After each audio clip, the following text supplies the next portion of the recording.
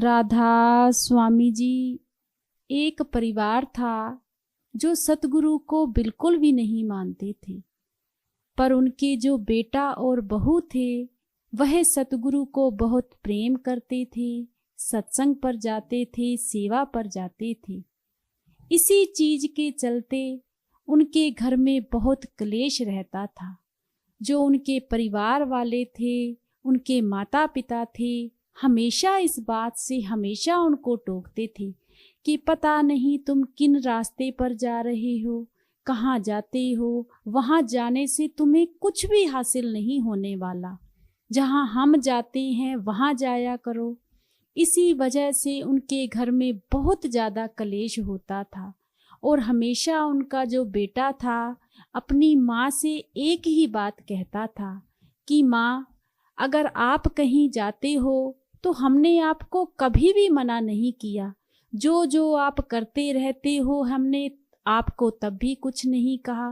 पता नहीं आप हमारे पीछे क्यों पड़े रहते हो, हमेशा हमको ही क्यों टोकते रहते हो। हम कहीं गलत जगह पर तो जाते नहीं हैं, सत्संग सुनने के लिए ही जाते हैं। अपने मन की बात है, जिसको कोई मानता है उसको मानने दो। पता नहीं आप लोग घर में क्यों हमेशा कलेश बनाकर रहते हो। पर उनके जो माता पिता थे, परिवार वाले थे, इस चीज को मानने के लिए बिल्कुल भी तैयार नहीं होते थे। ऐसे ही समय बीतता गया। कुछ समय बीता तो उनके घर मालिक ने बेटे की खुशियां बख्शी। जब उनके घर बेटा हुआ, इस चीज को देखकर जो दादी दादा थे, परिवार वाले थे, बहुत ज्यादा खुश हुए कि हमारे घर पोता आया है। अब उस पोते से वह खेलते थे। जब पोता थोड़ा बड़ा हुआ तो जो उनके हस्बैंड वाइफ थे वह कहने लगे कि हम अपने बेटे को लेकर डेरे जाएंगे, वहाँ पर सतगुरु के दर्शन करवाएंगे, सत्संग भी सुनेगा। अब इसी चीज को लेकर दोनों हस्बैंड वाइफ तैयारी करने लगे। जब तैयारी कर रहे थे तो उनकी सासू माँ कहने लगी कि आप लोग कहाँ जा रहे हो। तो उनका बेटा कहने लगा कि माँ, हम डेरे जा रहे हैं। कितने टाइम का हो गया है, 4-5 साल का हमारा बेटा हो गया है और अभी तक हम डेरे नहीं इसको लेकर गए हैं। हमने सोचा कि यह भी सतगुरु के दर्शन कर लेगा, सत्संग सुन लेगा। अब इस बात को सुनकर जो सासू माँ थी फिर से गुस्से हो गई। कहने लगी कि ऐसा तो हो नहीं सकता। आज तक तुम लोगों ने तो मेरी कभी कोई बात नहीं मानी और ना ही कभी तुम मानोगे। तुम लोग जाते हो, 100 बार जाओ, मैं अब तुम्हें मना करूंगी भी नहीं। पर अगर तुम यह कहते हो कि मेरे पोते को भी वहां पर लेकर जाओगे तो इस चीज के लिए मैं बिल्कुल भी राजी नहीं हूं, ना ही मैं अपने पोते को वहां पर जाने दूंगी। तुम्हें जाना है तो जाओ, यह घर पर ही रहेगा। अब इस चीज का इतना घर में कलेश होने लगा कि वह जो तैयारी थी उन्होंने वहीं की वहीं छोड़ दी और कहने लगे कि ठीक है, हम लोग नहीं जाते। अब वह दिन भी बीत गया, पर उस दिन जो उन हस्बैंड वाइफ का जो मानसिक तनाव था वह बहुत ज़्यादा बढ़ चुका था। जो वाइफ थी वह भी बहुत ज़्यादा चिंता करने लगी और अपने हस्बैंड से कहने लगी कि इतने समय बाद मैं अपने बेटे को पहली बार डेरे लेकर जा रही थी। मैंने सोचा कि यह भी सतगुरु के दर्शन करेगा, वहाँ पर घूमेगा फिरेगा और सत्संग सुनेगा, पर आज तो सारा कुछ ही ऐसे ही निकल गया। इतना ज़्यादा कलेश हुआ है कि मुझे कुछ भी अच्छा नहीं लग रहा। लगता है यह मेरे बेटे को कभी जाने ही नहीं देंगे। तो जो हस्बैंड था वह भी कहने लगा कि बात तो आप सही कह रहे हो, चिंता तो मुझे भी बहुत है, पर कोई बात नहीं, समय आने दो, कुछ ना कुछ हम लोग जरूर करते हैं। ऐसे ही समय बीतता गया और वह परिवार वाले उनको बिल्कुल भी जाने के लिए मना कर दिया। जब थोड़ा समय बीता तो एक दिन हस्बैंड वाइफ ने सोचा कि हम कहीं घूमने का बहाना बनाकर अपने बेटे को सत्संग सुनाने के लिए ले जाते हैं, सतगुरु के दर्शन के लिए ले जाते हैं। अब दोनों हस्बैंड वाइफ ने यह सलाह कर ली। जब सलाह हो गई तो परिवार वाले कहने लगे कि कहाँ जा रहे हो? तो उन्होंने कहा कि हम घूमने के लिए जा रहे हैं, काफ़ी समय हो गया है, हम कहीं घूमने के लिए नहीं गए। तो परिवार वाले कहने लगे ठीक है जाओ। अब तीनों लोग घर से निकल गए। अब उनकी जो तैयारी थी वह तो सतगुरु के पास जाने की थी, डेरे जाने की थी। अब तीनों लोग डेरे चले गए, वहाँ पर सत्संग सुना, सतगुरु ने दर्शन दिए, प्रसाद लिया, लंगर छका और कुछ दिन वहाँ पर सेवा भी की। जब 7-8 दिन बाद वह परिवार घर पर आया तो बहुत उनका मन खुश और बहुत खुशी से वह अपने घर आ गए। अब जो दादी माँ थी वह अपने पोते से कहने लगी, फिर मेरा बेटा बताए कहाँ कहाँ पर घूम के आया है, क्या क्या करके आया है। अब वह 5 साल का बच्चा था, उसे सच और झूठ का क्या पता था। अब उस बच्चे ने कहा कि दादी माँ मैं तो बहुत अच्छी जगह पर गया था, वहाँ तो बहुत ज़्यादा संगत थी, लोग थे, और आपको पता है वहाँ पर जो बाबा जी दर्शन देते हैं ना, वह गाड़ी में आए थे और मुझे बहुत अच्छे दर्शन हुए हैं, उन्होंने मेरी तरफ भी देखा था। जब यह बात पोते के मुंह से दादी ने सुनी तो उस दादी को बहुत ज़्यादा क्रोध आ गया कि ऐसा यह लोग मुझसे झूठ बोलकर मेरे पोते को फिर से डेरे लेकर गए। अब तो मैं इनको छोड़ूंगी नहीं, इनको बता के ही रहूंगी कि ऐसा हुआ तो हुआ क्यों। अब जो परिवार वाले थे इस चीज को सुनकर बहुत ज़्यादा क्रोधित हो गए और दोनों हस्बैंड वाइफ से लड़ने लगे कि यह तुम लोगों ने अच्छा नहीं किया, हम लोगों से झूठ बोलकर तुम वहाँ गए, तुम जाते हो तो 100 बार जाओ, पर हमारे पोते को वहाँ पर क्यों लेकर गए। जब इतना ज़्यादा कलेश हुआ तो जो उनकी वाइफ थी वह कहने लगी कि आज के बाद मैं सच में कभी डेरे नहीं जाऊंगी, इतना कलेश मुझसे नहीं देखा जाता।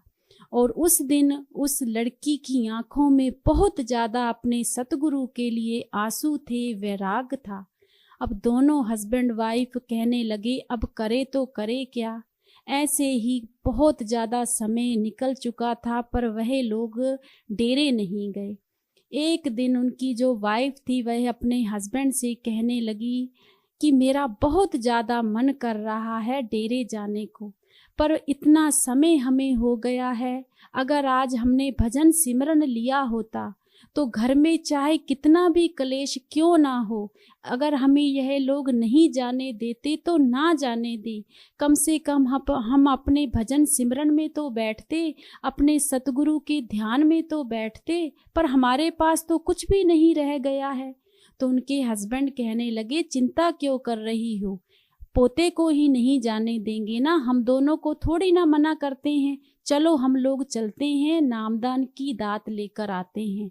अब दोनों लोग डेरे चले गए।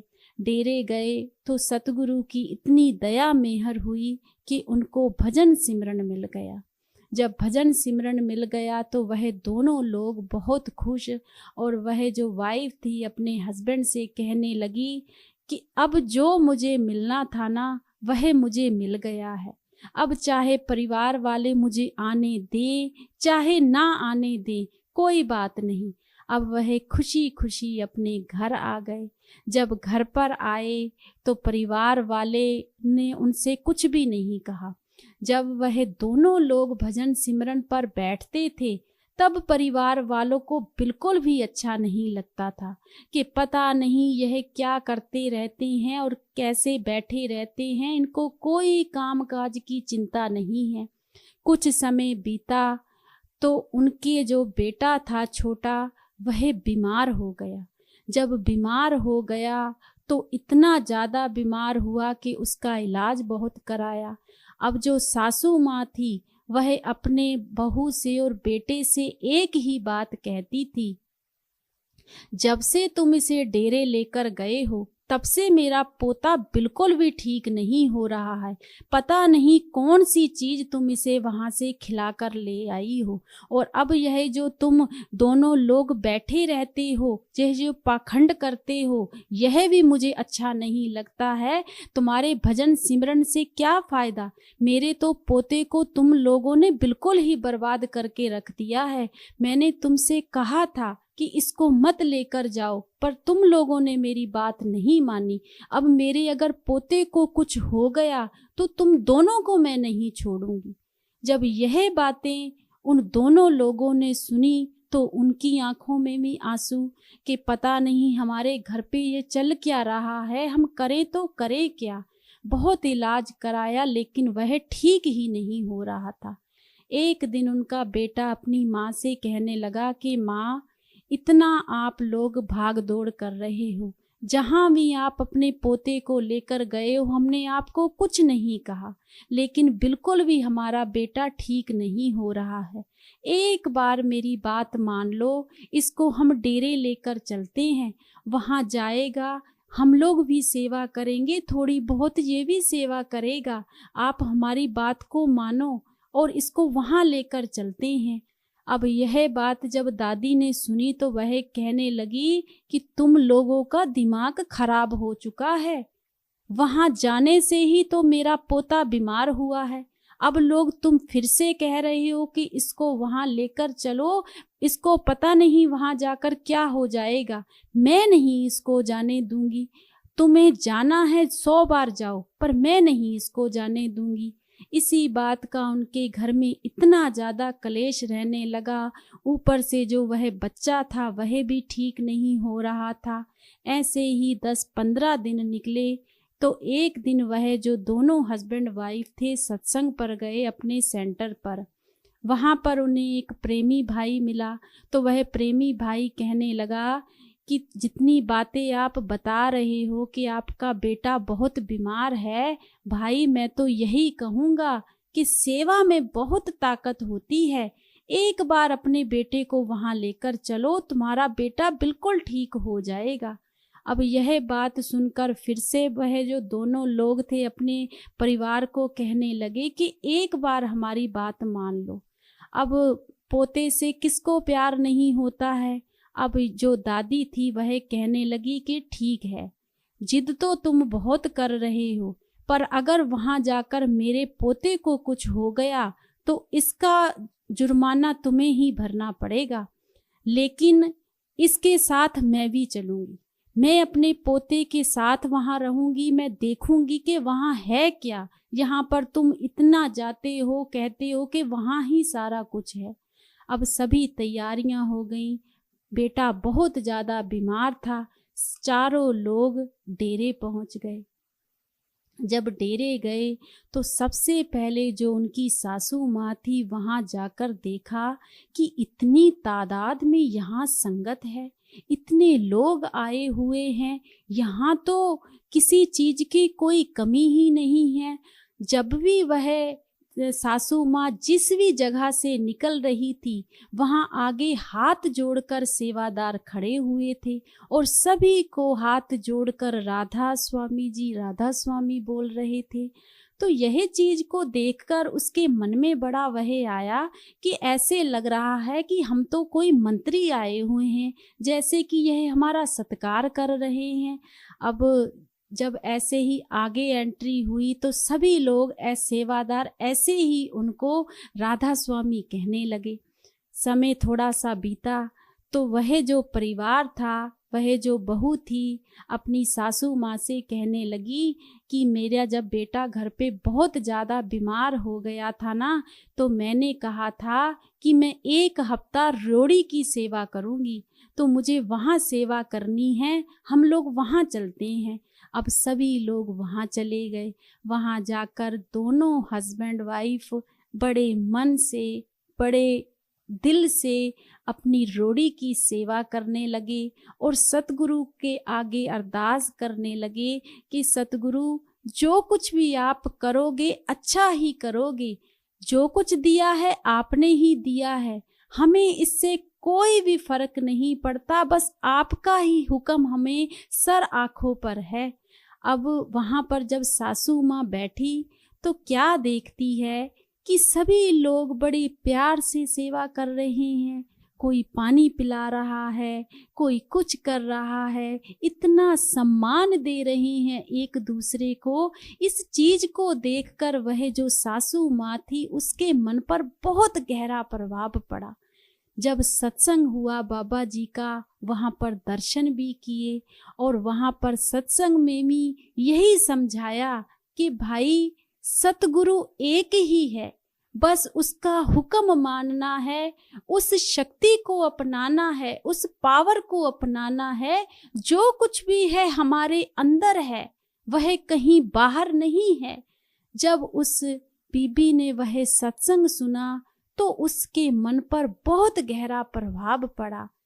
तब उस बीबी ने अपने उस सतगुरु से एक बात कही कि बाबा जी, मैंने तो आपको कभी भी नहीं माना, ना ही मैंने कभी आप पर भरोसा किया, और मैं हमेशा अपने बच्चों को भी यहाँ आने से टोकती थी, पर मेरा इस टाइम पोता बहुत बीमार है, वह आपका ही है और वह आपके ही घर आया हुआ है। आप अपनी इतनी रहमत कर दो कि मेरा पोता ठीक हो जाए, बस मुझे और कुछ नहीं चाहिए। यह अरदास उस बीबी ने वहां सत्संग में बैठे हुए की और ऐसे ही समय बीतता गया। जब समय बीता तो वहां पर 8 दिन उन लोगों ने सेवा की, रोड़ी की सेवा करते करते जो उनका पोता था वह भी एक दिन कहने लगा कि मम्मा, मैं भी रोड़ी की सेवा करूंगा, थोड़े मेरे ऊपर भी रखो आप।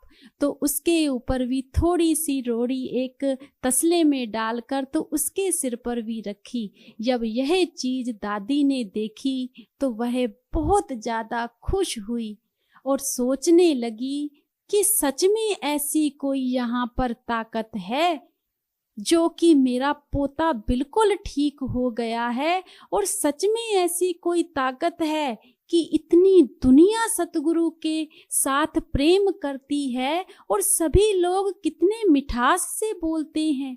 अगर मैं लंगर में गई तो वहाँ भी कोई कमी नहीं थी, अगर कैंटीन में गई तो वहाँ भी कोई कमी नहीं थी, और इतना डिसिप्लिन, इतना सारा कुछ, यह मैंने चीज कभी देखी ही नहीं। जब यह सारी चीजें देखी और अपने पोते को हंसता खेलता देखा तो उस बीबी के मन में भी सतगुरु के लिए बहुत ज्यादा प्रेम हो गया। अब सारा परिवार खुशी खुशी घर आ गया। जब घर आया तो वह जो सासू माँ थी अपने बच्चों से माफी मांगने लगी, कहने लगी कि मुझे माफ कर दो, मैं सच में तुम्हें आज तक गलत ही ठहराती रही और मैं कहती रही कि पता नहीं तुम इधर उधर कहाँ भाग रहे हो, भाग तो हम लोग रहे थे इधर उधर, मुझे माफ कर दो। और वह जो हस्बैंड वाइफ कहने लगे कि इसमें हमारा कुछ भी नहीं है माँ, यह जो सारा खेल हुआ था ना, यह सतगुरु का अपने आप ही रचाया हुआ था। तुम भी उनकी कोई प्यारी रूह हो और सतगुरु ने तुम्हें भी बहाने से वहां खींचना था और आप भी वहां चले गए और आप भी सतगुरु के हो गए। अब वह जो सासू माँ थी यह सारी बातें अपने परिवार वालों को बताती, आस पड़ोस को बताती बड़ी खुशी खुशी से कि वहां पर जाओ, वहां तो सारा कुछ है, वहां ही नजारे हैं, हम लोग तो भटक रहे हैं। इस बात से बताने के लिए उस बीबी के हर पड़ोस में बताती थी, पता नहीं कितने घर उस टाइम जुड़ चुके थे इस बीबी के इन बातों को बताने से।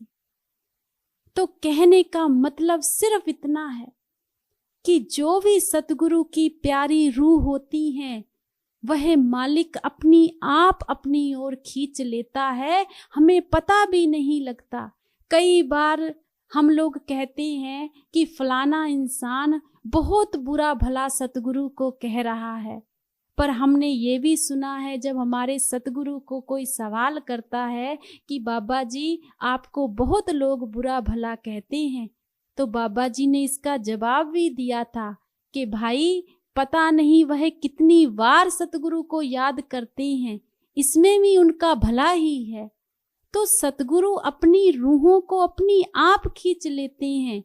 जो भी उसकी रूहें हैं, चाहे वह उसको बुरा कहें चाहे भला कहें, जिस जिस पर सतगुरु ने अपनी मोहर लगा दी है, वह उसके दर पर जरूर जाएगा, वह नाम की बख्शिश जरूर लेगा और सतगुरु उसका भी पार उतारा जरूर करेंगे।